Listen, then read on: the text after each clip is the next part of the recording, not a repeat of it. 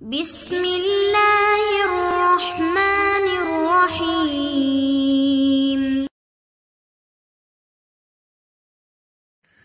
الحمد للہ رب العالمین الرحمن الرحیم مالک یوم الدین واشهد ان لا الہ الا اللہ وحدہ لا شریک لہ واشهد ان محمدا عبدہ ورسولہ.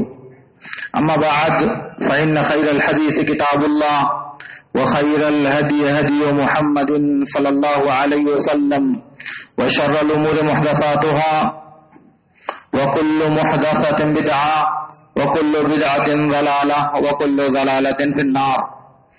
معزز حاضرین، اللہ رب العالمین نے ارشاد فرمایا: اللہ لا الہ الا هو الحی القیوم لا تأخذه سنة ولا نوم.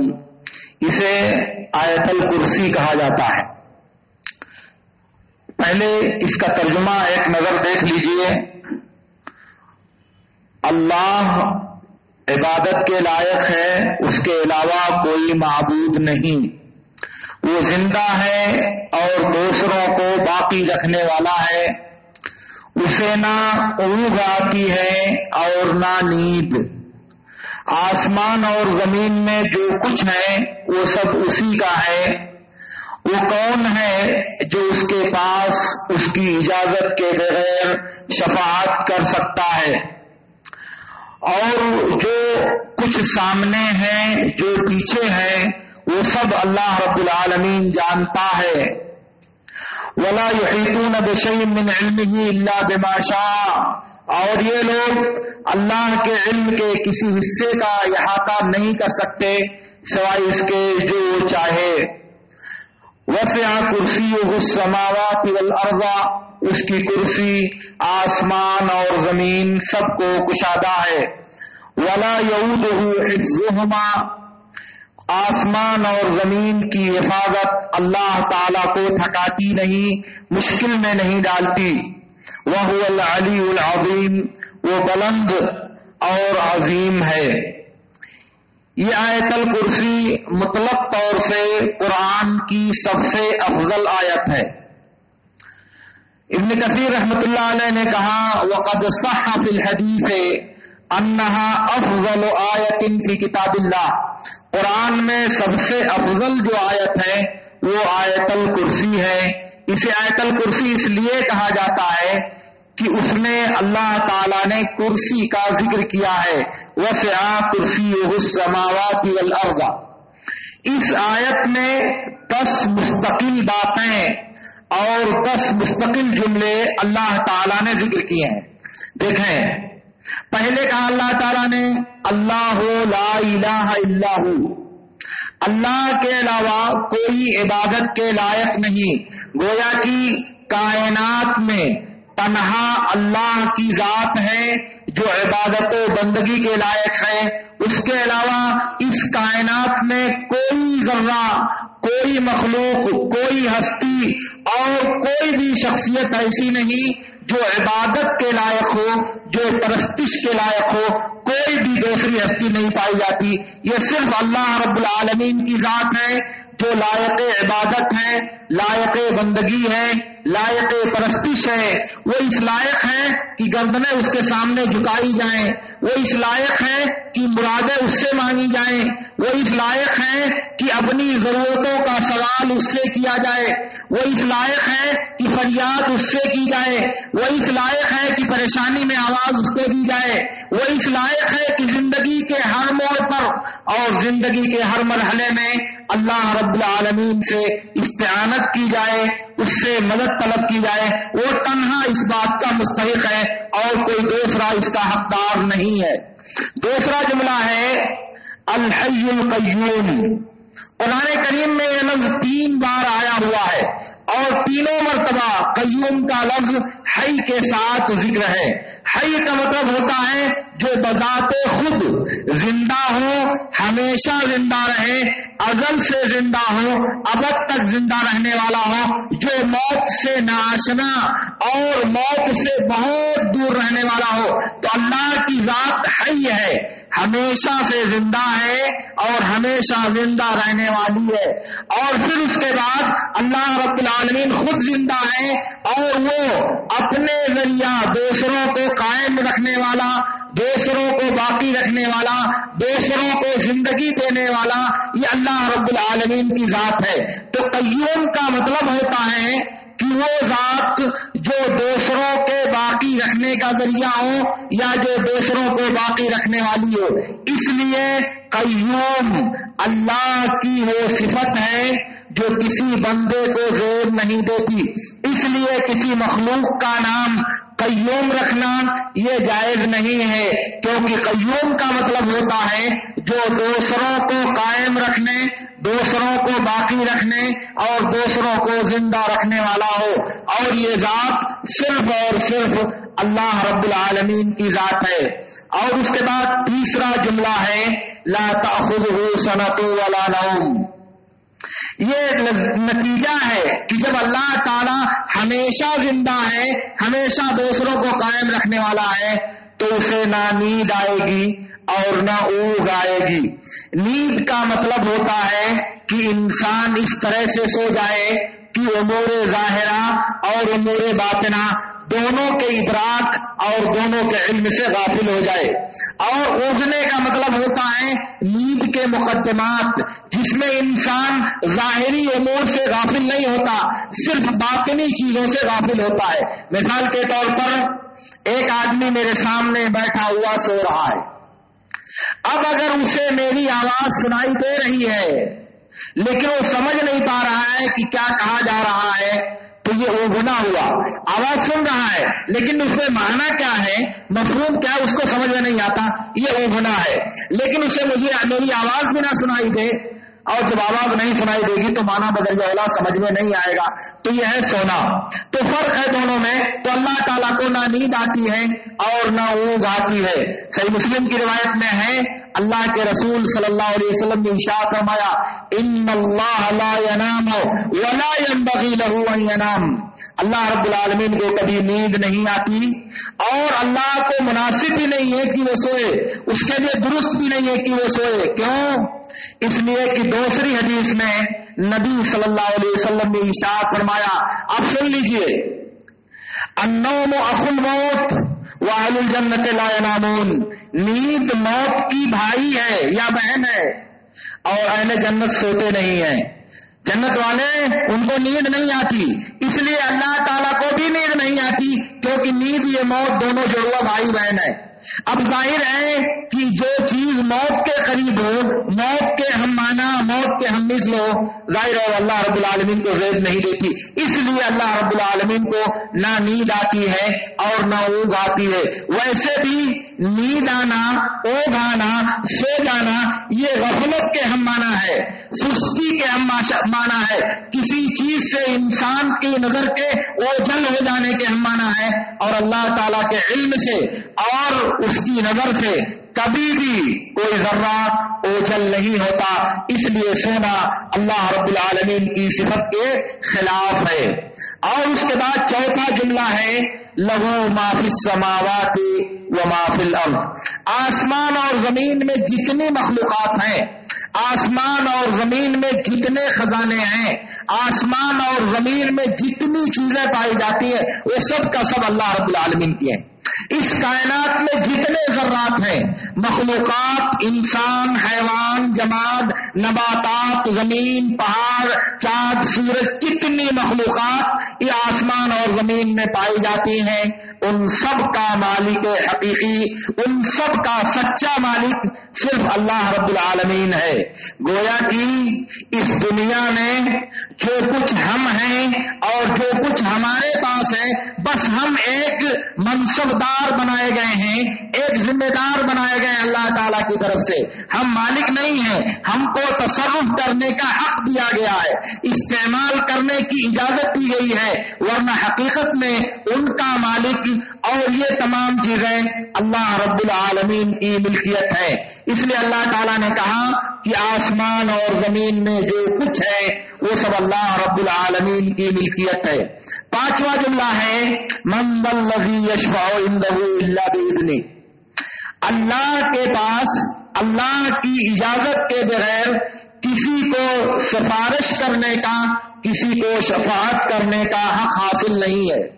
اللہ رب العالمین کے پاس شفاعت کوئی بھی کر سکتا ہے دو شرط کے ساتھ۔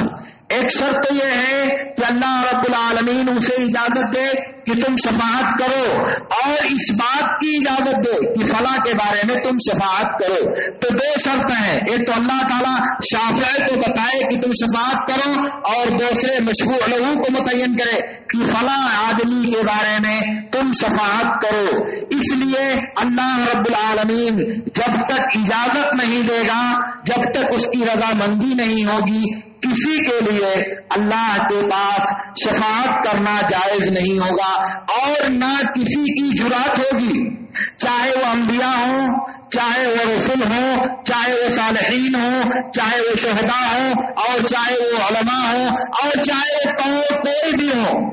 جب تک اللہ تعالیٰ کی اجازت نہیں ہوگی تب تک کوئی بھی آدمی اللہ رب العالمین کے پاس شفاعت نہیں کر سکتا۔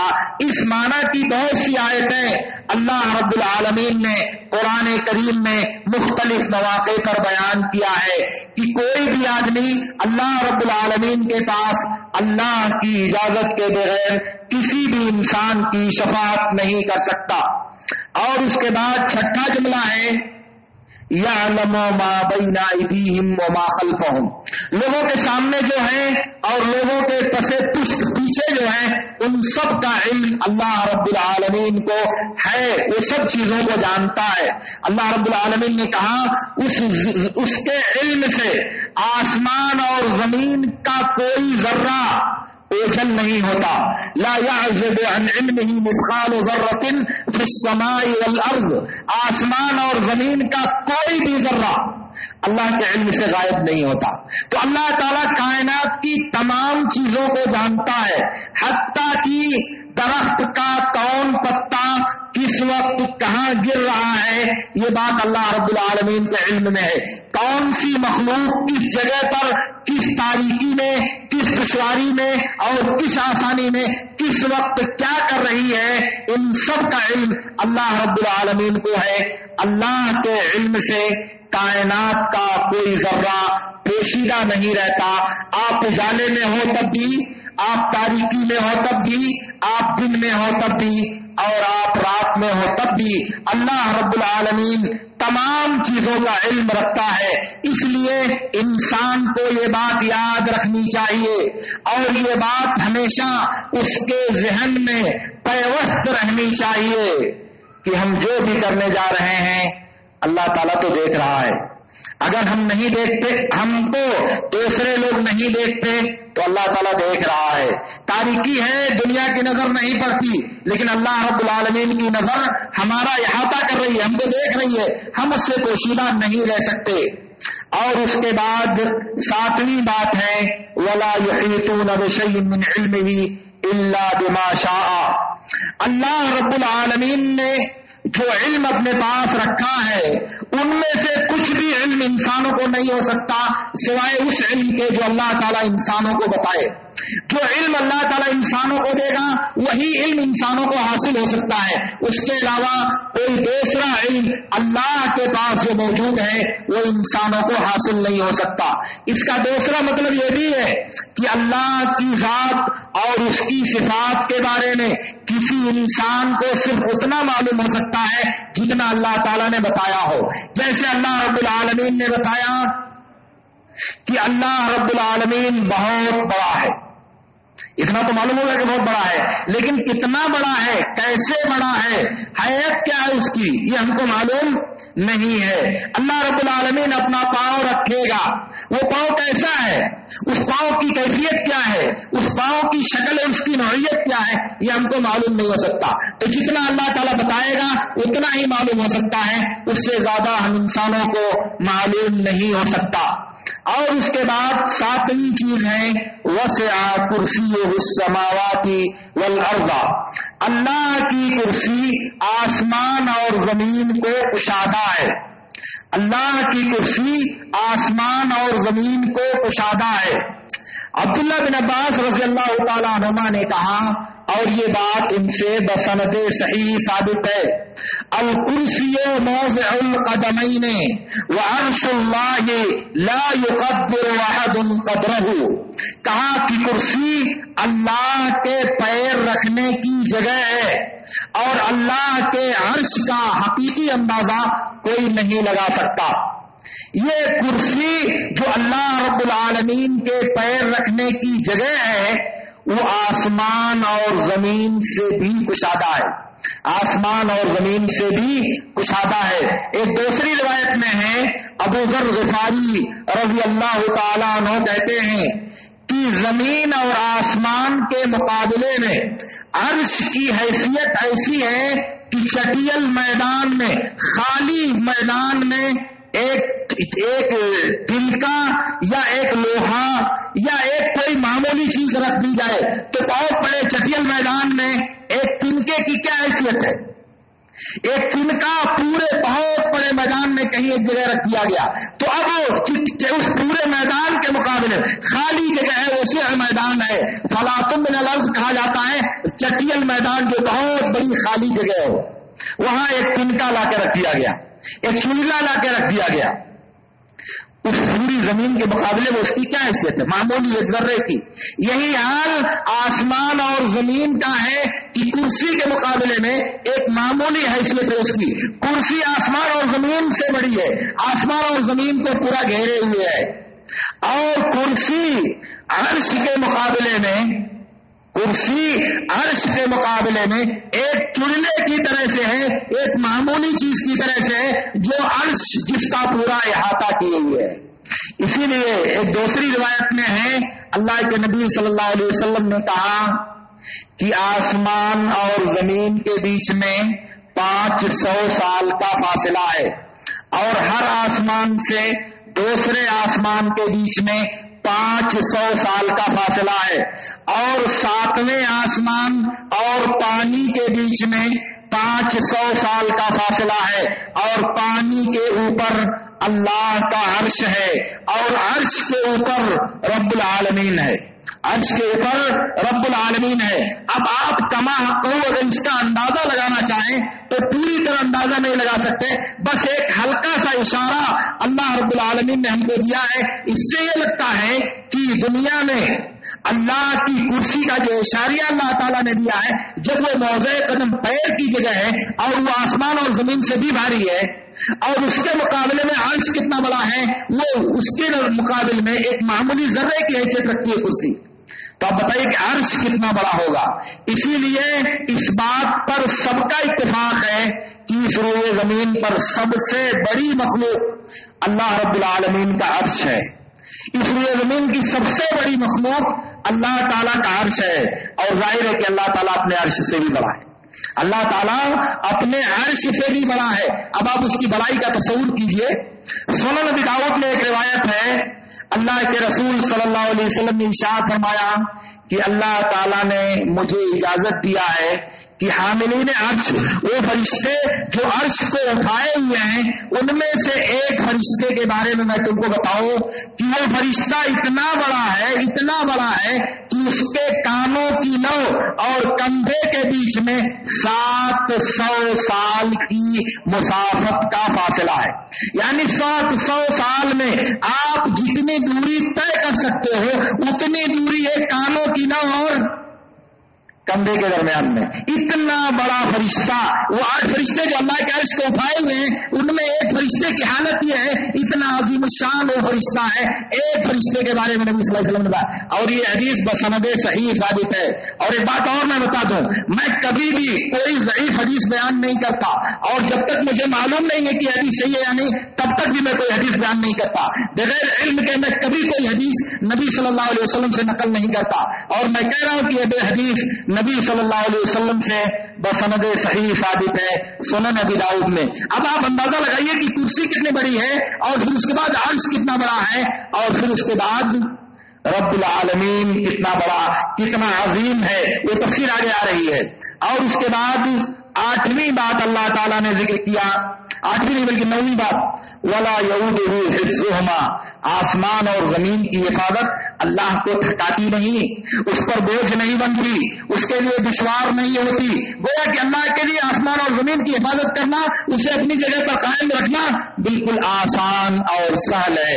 اور بتایا اللہ تعالیٰ نے کہ اتنی بڑی مخلوقات ہے آسمان, اتنی بڑی مخلوق ہے زمین, اتنی بڑی مخلوق ہے کرسی, اس کے باوجود ان کی حفاظت کرنا انسانوں کے لیے مشکل ہوتے ہو, انسانوں کے لیے پریشانی کا سبب ہوتے ہو, مگر اللہ تعالیٰ کو یہ چیزیں پریشانی میں ڈالنے والی نہیں ہے. کیوں؟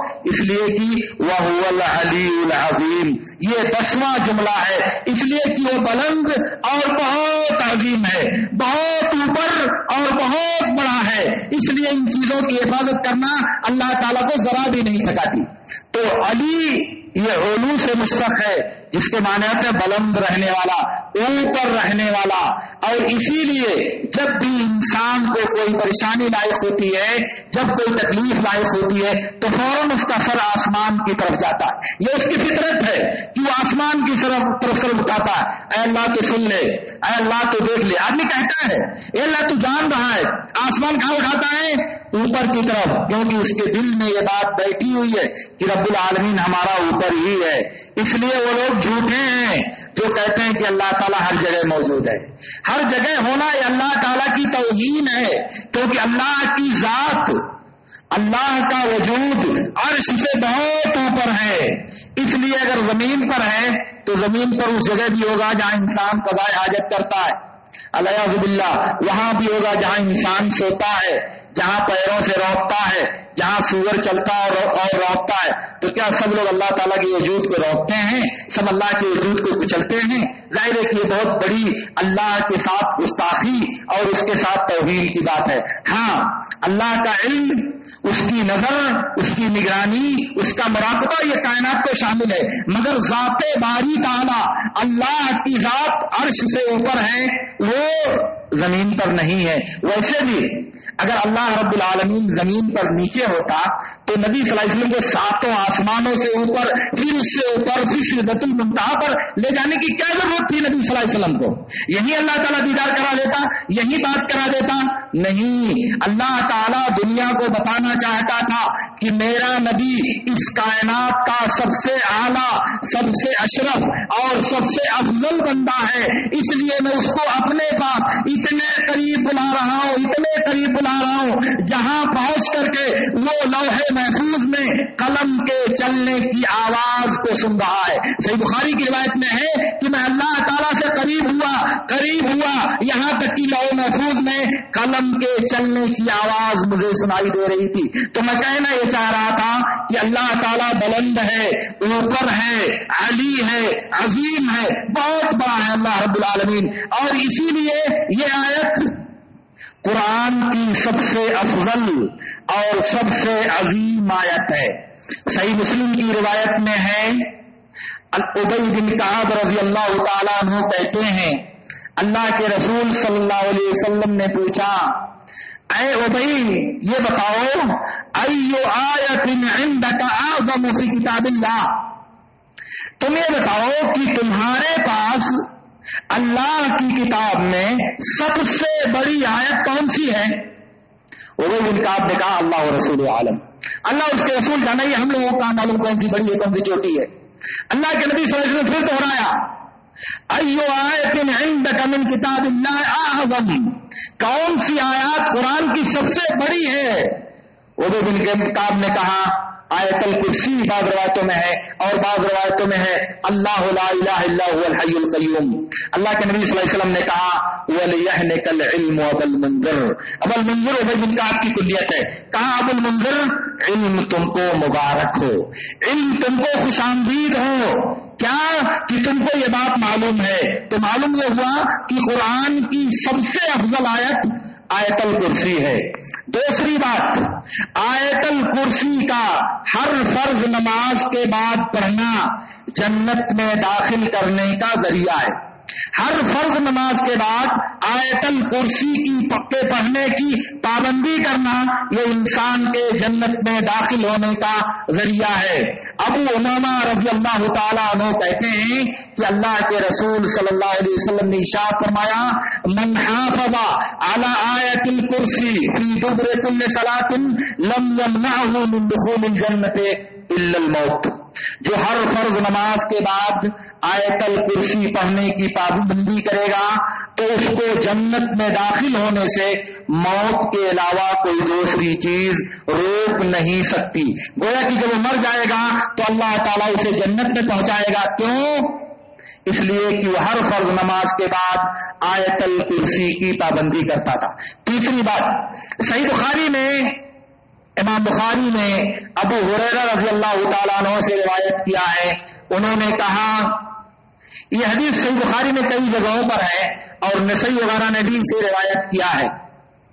کہا کہ اللہ کے رسول صلی اللہ علیہ وسلم نے مجھے فطرہ زکوٰۃ رمضان جسے زکوٰۃ فطر کہا جاتا ہے اس کی حفاظت کے لیے متعین کیا. وہ جمع ہوا فطرہ ایک کہیں رکھا ہوا تھا کیونکہ فطرہ عید سے ایک دن یا 2 دن پہلے جمع کرنا جائز ہے. تو اللہ کے نبی کے پاس آیا تو بلال رضی اللہ عنہ کو پہرے دار متعین کر دیا, جاؤ رکھاؤ. تو رکھانے لگے. رات میں چور آیا, چور اس میں سے لے کر کے جانے لگا. انہوں نے پکڑ لیا, کہا کہ چلو میں تم کو اللہ کے رسول صلی اللہ علیہ وسلم کے پاس لے چلوں گا. بہت عاجزی کیا, گرانے لگا, میں بہت محتاج ہوں, بہت فقیر ہوں, میرے بچے ہیں بھوکے ہیں, ان کے کھانے کا کوئی انتظام نہیں ہے, اس لیے تم مجھے معاف کر دو, اب آئندہ دوبارہ چوری کرنے نہیں آؤں گا. اب ہریرہ کو ترس آ گیا, چھوڑ دیا, چلا گیا. دوسری دن جب صبح ہوئی فجر کی نماز میں اللہ کے نبی صلی اللہ علیہ وسلم کے پاس حاضر ہوئے تو اللہ کے رسول نے پوچھا ما فعل اسیرک البارحہ یا ابا ہریرہ, ابو ہریرہ تمہارے قیدی کا کیا معاملہ رہا رات میں کیا پیش آیا تمہارے ساتھ تمہارے قیدی کا. تو ابو ہریرہ رضی اللہ تعالیٰ عنہ نے پورا واقعہ بیان کیا. کہا اللہ کے رسول بہت محتاجگی ظاہر کر رہا تھا, بہت عاجزی اور بہت ضرورت مندی کا احساس دلا رہا تھا, اس لیے میں نے اس کو ترس کھا کر اسے چھوڑ دیا. اللہ کے نبی صلی اللہ علیہ وسلم نے کہا کہ وہ پھر آئے گا. دوسرے دن ابو ہریرہ کہتے ہیں کہ مجھے معلوم تھا کہ آئے گا کیونکہ اللہ کے رسول نے مجھے بتایا تھا, اس لیے میں چوکنا تھا. پھر وہ آیا, پھر چوری کیا, پھر پکڑا, اور پھر ابو ہریرہ نے کہا کہ آج نہیں چھوڑوں گا تجھ کو, تو کل بھی دھوکہ دے کے گیا, آج بھی تو وہ جھوٹ بول رہا, میں نہیں چھوڑ سکتا. پھر اس نے کہا کہ معاف کر دو بھائی, بہت محتاج ہوں, بہت ضرورت مند ہوں, آج چھوڑ دو, پھر دوبارہ میں ایسا نہیں کروں گا. پھر ابو ہریرہ کو ترس آ گیا اور پھر چھوڑ دیا. پھر صبح اللہ کے نبی صلی اللہ علیہ وسلم نے کہا ابو ہریرہ تمہارے قیدی نے رات میں کیا کیا. پھر ابو ہریرہ رضی اللہ تعالیٰ عنہ نے واقعہ بتایا کہ اللہ کے رسول مجھے رحم آ گیا, ترس کھا کر میں نے اسے چھوڑ دیا. پھر اللہ کے نبی صلی اللہ علیہ وسلم نے کہا کہ وہ پھر آئے گا, وہ پھر آئے گا. ابو ہریرہ رضی اللہ تعالیٰ عنہ نے پھر اسے تیسری رات پکڑا, چوری کرتے ہوئے پکڑ لیا. کہا آج نہیں چھوڑ سکتا تم کو, اب مسلسل 3 دن سے تم مجھے دھوکہ دے رہے ہو, آج تمہیں میں نہیں معاف کر سکتا. کہا ایسا ہے کہ آج تم نہیں چھوڑ سکتے تو ایک کام کرو. کہا کیا, میں تم کو ایک بات بتاتا ہوں جو تمہارے لیے بہت فائدے مند بات ہے, اور اس بات تم چھوڑ دو تو بتاتا ہوں ورنہ نہیں بتاؤں گا. کہا اچھا چلو بتاؤ. راوی کہتے ہیں وہ کانو احرص شیء علی الخیر, بھلائی کے بہت حریص اور بہت شوقین تھے صحابہ. کہا چلو بتاؤ بھائی بھلائی کی بات ہے تو میں چھوڑ دوں گا تم کو. تو اس نے کہا کہ جب تم اپنے بستر پر جاؤ تو آیت الکرسی پڑھ لیا کرو, تو صبح تک اللہ کی طرف سے تمہارے اوپر ایک محافظ فرشتہ متعین ہو جائے گا, اور صبح تک شیطان تم کو کوئی نقصان نہیں پہنچائے گا. کہا کیا, جب تم اپنے بستر پر جاؤ تو آیت الکرسی پڑھ لو, اور جب پڑھ لو گے تو ایک محافظ تمہارے اوپر متعین ہو جائے گا اور شیطان تمہارے قریب نہیں آئے گا. گویا کہ آیت الکرسی کا بستر پر سوتے ہوئے پڑھنے کا 2 فائدہ حاصل ہوگا. کیا؟ ایک تو فرشتہ رات بھر حفاظت کرے گا آپ کی، دوسرے شیطان آپ کے قریب نہیں آنے پائے گا. پھر چھوڑ دیا، چلا گیا. پھر اللہ کے نبی صلی اللہ علیہ وسلم نے پوچھا کیا ہوا بریرہ؟ کہا اللہ کے نبی صلی اللہ علیہ وسلم ایسی ایسی بات پیش آئی اور پھر میں نے اس کو چھوڑ دیا. تو کہا اللہ کے نبی صلی اللہ علیہ وسلم نے صدقک وہو کذوب، اس نے یہ بات سچ کہی ہے حالانکہ وہ جھوٹا ہے. اس کا مطلب جھوٹا انسان بھی کبھی کوئی سچی بات کہہ دیتا ہے. صدقک وہو کذوب، وہ جھوٹا ہے لیکن اس کی یہ بات سچی ہے. ہم کو کیسے پتا چلا؟ یہ بات نبی صلی اللہ علیہ وسلم نے بتائی تب پتا چلا، ورنہ جھوٹے آدمی کی ہر بات جھوٹی رہے گی. تو نبی صلی اللہ علیہ وسلم نے جب تصدیق کیا تو معلوم ہوا کہ یہ بات سچ ہے اور آیت الکرسی پڑھنے والے کے لیے فضیلت ہے. پھر اللہ کے نبی نے پوچھا ابو ہریرہ اتدری من تکلم منذ ثلاث؟ قال لا، قال هو شیطان. کہا ابو ہریرہ پتا ہے تم کو 3 دن سے کس سے تمہارا معاملہ چل رہا ہے؟ 3 دن سے کس سے تمہاری گفتگو چل رہی ہے؟ کہا نہیں. کہا ارے وہ شیطان تھا. وہ کون تھا؟ شیطان تھا. یہ پوری حدیث اسی طرح سے صحیح بخاری میں. میں اب آپ سب سے پوچھتا ہوں آپ میں سے کون ہے جو سوتے ہوئے آیت الکرسی پڑھنے کی پابندی کرتا ہے؟